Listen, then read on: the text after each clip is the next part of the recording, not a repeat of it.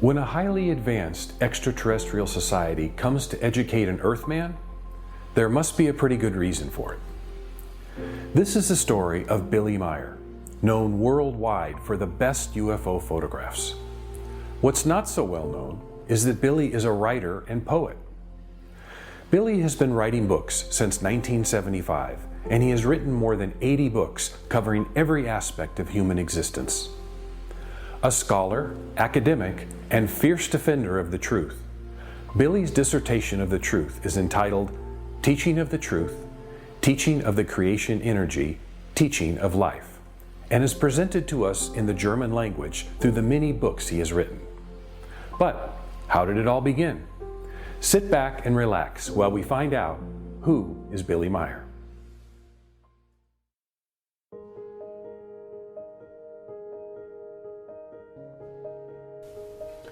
Mein Name ist Eduard Albert Meier. Genannt werde ich aber rund um die Welt einfach Billy.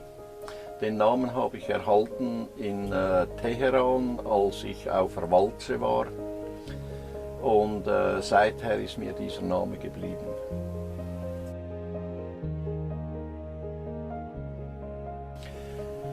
Geboren wurde ich in Bülach, in einem kleinen Weiler draußen in Niederflachs. Und das Städtchen, das war damals noch recht klein, hat sich in der Zwischenzeit zu einer kleinen Stadt gemausert mit rund 16.000 Einwohnern und es gehört zum Kanton Zürich, hier in der Schweiz. Eduard Albert Meier was born in this house on his grandmother's farm in Bülach, Switzerland, on the 3rd of February, 1937. He was the second child of Julius and Bertha Meier. Julius worked as a shoemaker in several shoe factories in the Zurich area. With his growing family, Julius was soon unable to support them on a shoemaker's income alone, and started working for the town of Bülach as a forest worker. Bertha cared for the children and looked after the household. Julius and Bertha would eventually have a total of 7 children. In the spring of 1944, when Edward was 7 years old, he began elementary school. However, 2 years earlier, he had already begun his formal education with a highly evolved human from another planet.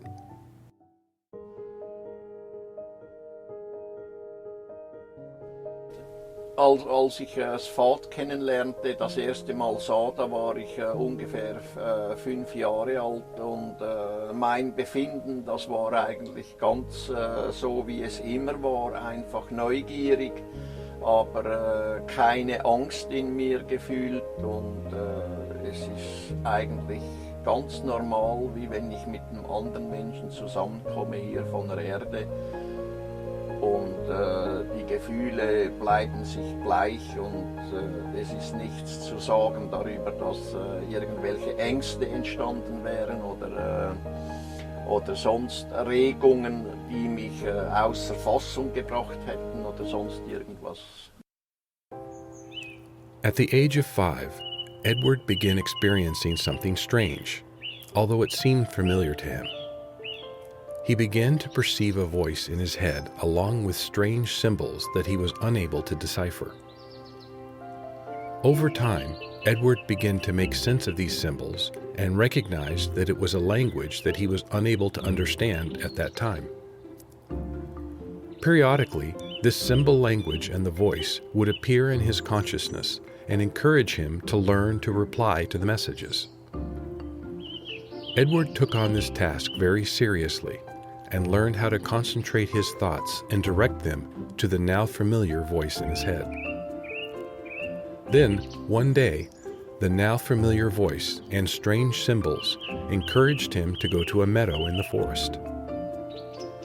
After an hour's walk through the forest, he came to the edge where it opened to a large meadow. Edward looked up into the sky and saw a pear-shaped metal object which slowly and completely noiselessly glided down and landed on the ground.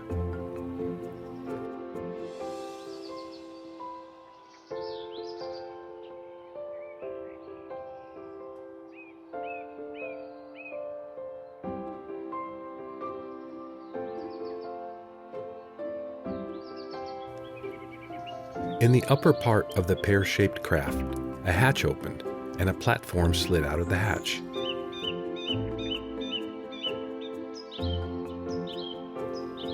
A very old man stepped onto the platform and it floated down and hovered a few inches above the ground.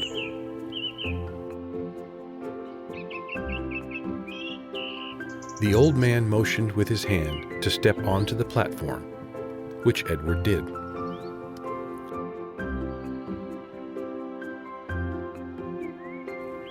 The platform noiselessly rose from the ground and floated up to the hatch.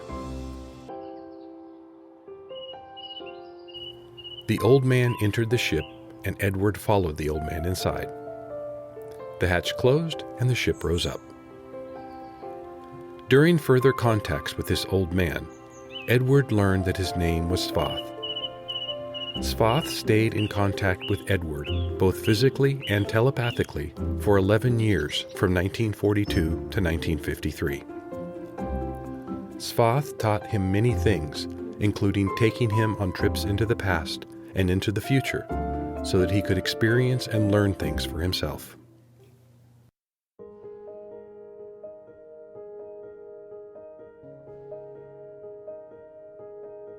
Was mich Svath gelehrt hat, das sind eigentlich Dinge, die rein auf die Geisteslehre und auf die Mission bezogen sind, die ich dann später übernehmen sollte, um die Lehre des Geistes, die Lehre des Lebens, die Lehre der Wahrheit zu bringen.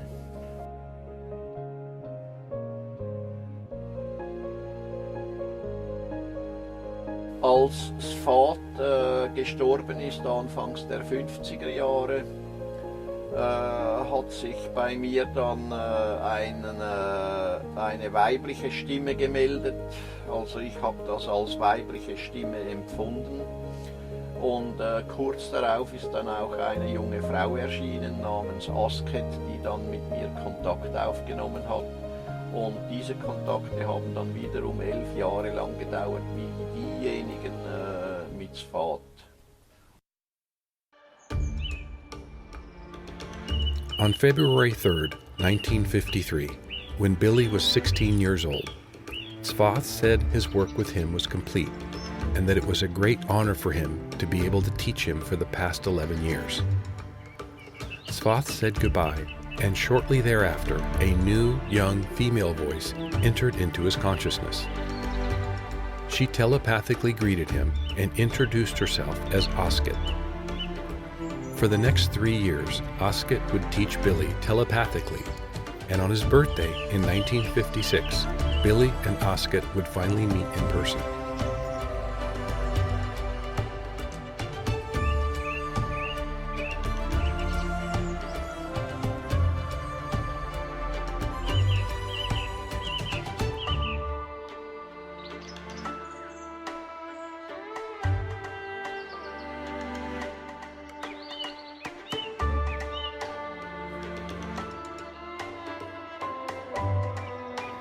Billy's contacts with Asket would continue for 11 years.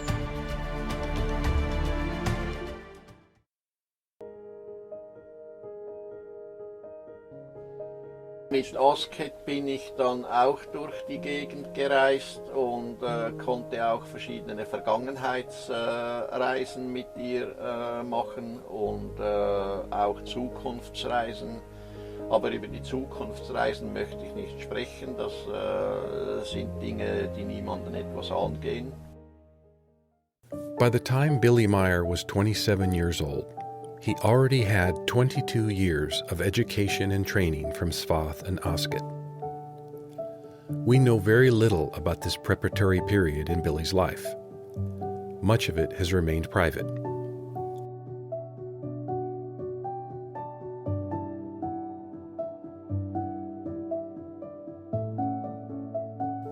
Beginning in 1964, Billy entered a period of 11 years where no contacts took place. This was his time to consider everything he had learned and to plan for the future.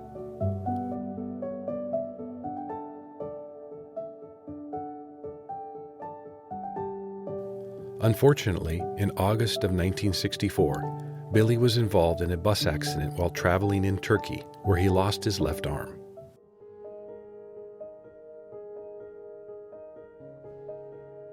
Meinen Arm habe ich verloren in Iskenderun in der Südtürkei. Da bin ich in einem Autobus drin gesessen, der aus dem Dorf rausgefahren ist. Als uns entgegen ein anderer Autobus kam, dessen Fahrer betrunken war und uns rammte. Mich hat es aus dem Fenster rausgeworfen mit dem linken Arm und den hat es derart zertrümmert und zerquetscht, dass er wegoperiert werden musste.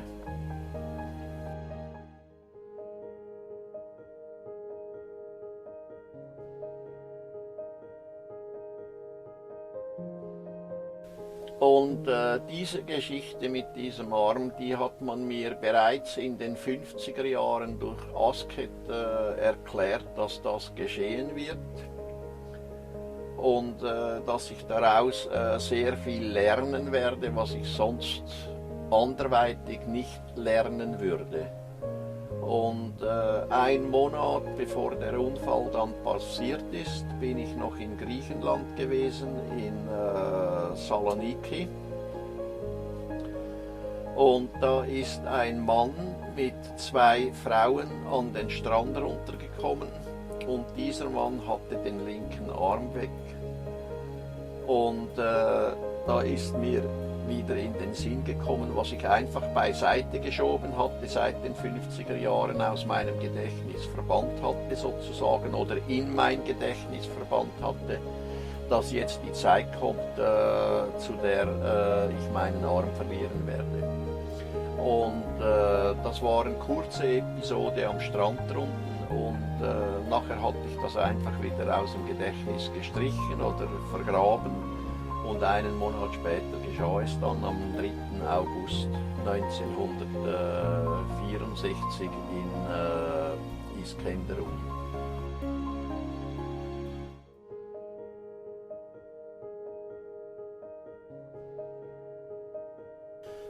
Die Asket, die hat mir gesagt, ich werde Dinge lernen dadurch in Bezug auf die Selbstbeherrschung sowie in Bezug auf den Umgang mit meinen eigenen Gedanken und Gefühlen und in Bezug auf meine eigene Psychologie und so weiter und so fort. Und das hat sich dann tatsächlich auch so ergeben.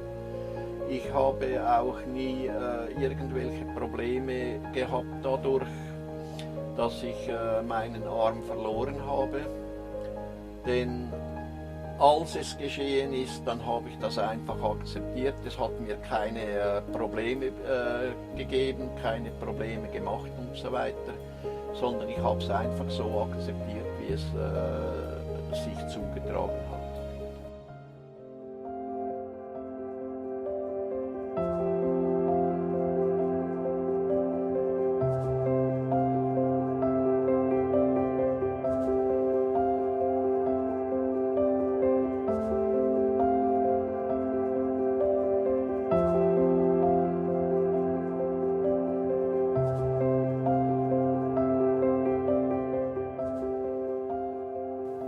In 1975, a group of highly evolved human beings began contacting Billy.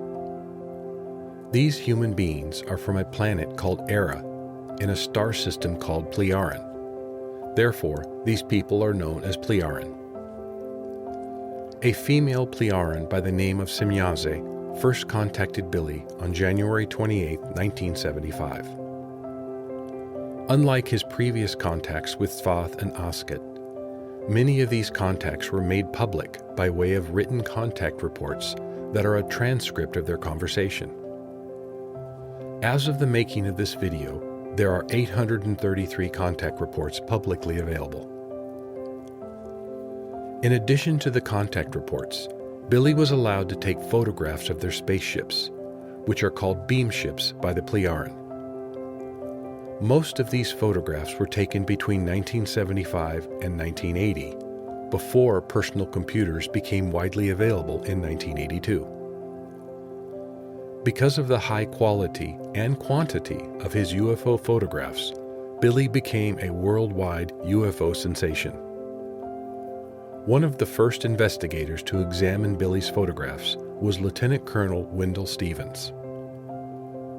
Wendell conducted a thorough, multi-year investigation and published 2 books on his findings entitled UFO Contact from the Pleiades.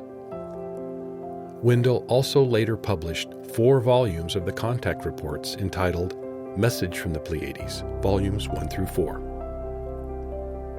Gary Kinder published his investigation in a book called Light Years in 1987, and Guido Musburger published a book called And Still They Fly in 2004. The contacts with the Plejaren that began with Semjazi in 1975 are still ongoing today, which means this period of contact with the Plejaren has lasted 48 years.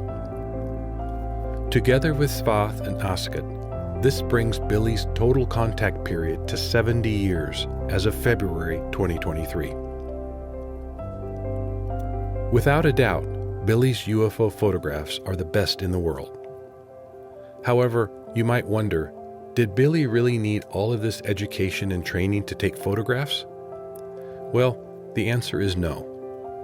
The purpose of his 70 years of contact with extraterrestrials was to educate, prepare, and assist him as a writer to author a profound discourse collectively entitled Teaching of the Truth, Teaching of the Creation Energy, Teaching of Life. Billy has written more than 80 books covering a wide range of topics.